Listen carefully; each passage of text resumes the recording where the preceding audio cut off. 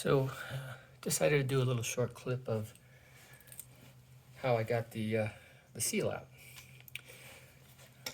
First off, I drilled two very small holes in each side of the seal, being careful to be right in the center so I'm not hitting the shaft or the outer casing. And then I simply